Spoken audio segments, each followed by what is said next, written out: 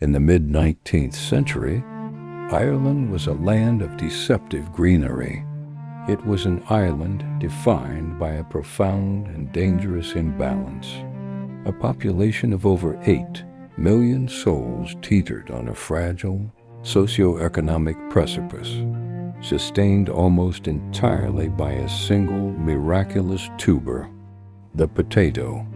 The lumper potato, hardy, nutritious, and easy to grow in poor soil, allowed the poorest class, the cottagers and farm laborers, to survive on tiny plots of rented land.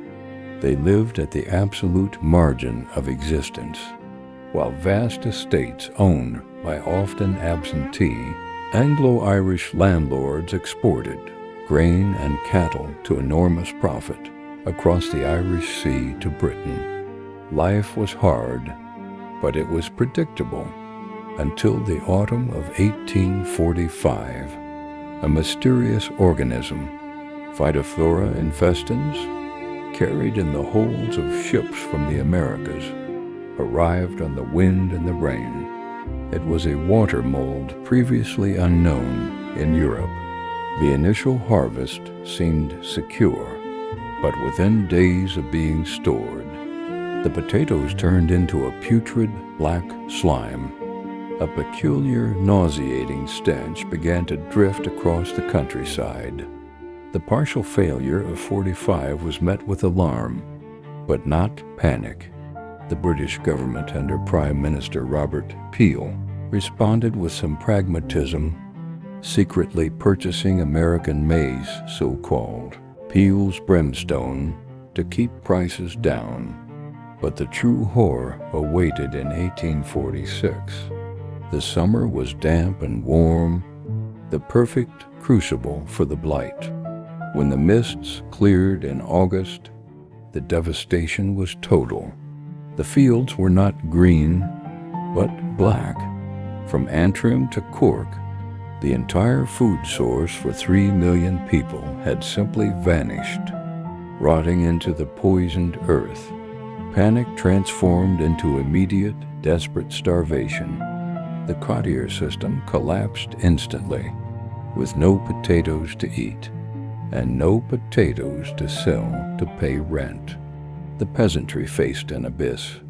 They'd pawned their fishing nets, their tools, even their bedding, just for a handful of meal. The roads began to fill with wandering skeletal figures. And yet, in a cruel twist of colonial economics under armed guard, convoys of grain, oats, and livestock continued to leave Irish ports, bound for English markets.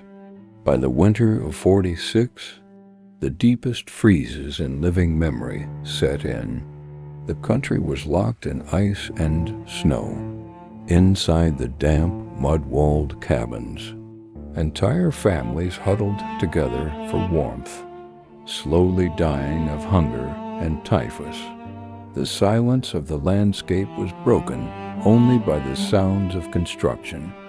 The government's primary relief effort was public works, forcing starving men to build roads that led nowhere and walls that surrounded nothing, merely to prove they were deserving of a pittance to buy food that was no longer there. It was a policy born of rigid economic ideology, colliding with a humanitarian apocalypse. By 1847, known forever in Irish history as Black 47, the illusion of effective aid had vanished. The British government changed hands, and under Lord John Russell and his Treasury official Charles Trevelyan, a harsher, laissez-faire policy was adopted. The prevailing belief in London was that the famine was a divine judgment, or an economic correction that should not be interfered with by the state. The public works were closed. The burden of relief was shifted entirely onto local Irish property owners, many of whom were already bankrupt. The only refuge left was the workhouse, These imposing, prison-like stone structures, built under the poor law, became gateways to hell.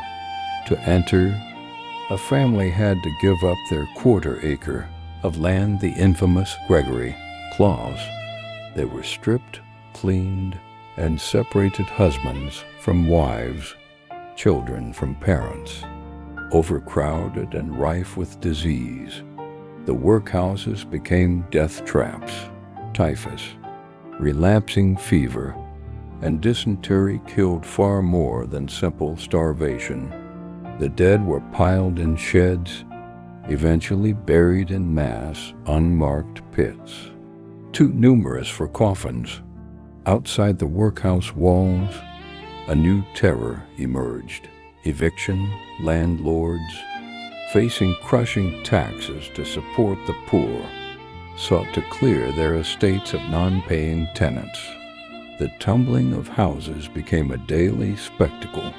Brigades of constabulary, often armed with battering rams and crowbars, tore down the humble cabins. Thousands were thrown onto the roadside in the dead of winter. Their roofs burned so they could not return. The landscape was scarred with the ruins of leveled villages. Faced with certain death at home, a mass exodus began. The ports of Dublin, Cork, and Liverpool became chaotic holding pens for human misery. They crammed onto timber cargo vessels, poorly converted for passengers. These became known as coffin ships. Conditions below decks were unspeakable: no light, no sanitation, barely enough water. On voyages lasting weeks across the Atlantic to Canada and America, mortality rates soared to 30 or 40%. Those who survived the crossing often died in fever sheds on Grosse Isle in the St. Lawrence River or in the tenements of New York and Boston. By 1850, the acute phase of the famine began to recede, not because the situation improved, but because there were so few left to die. The blight returned periodically, but the demographic ruin was complete. In just 5 years, Ireland lost a quarter of its population.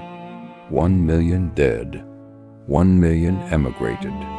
The silence that fell over the abandoned fields and ruined cottages was profound. It was a trauma that permanently altered the psyche of a nation, a cataclysm of neglect, an ideology that severed the cultural continuity of Gaelic Ireland forever.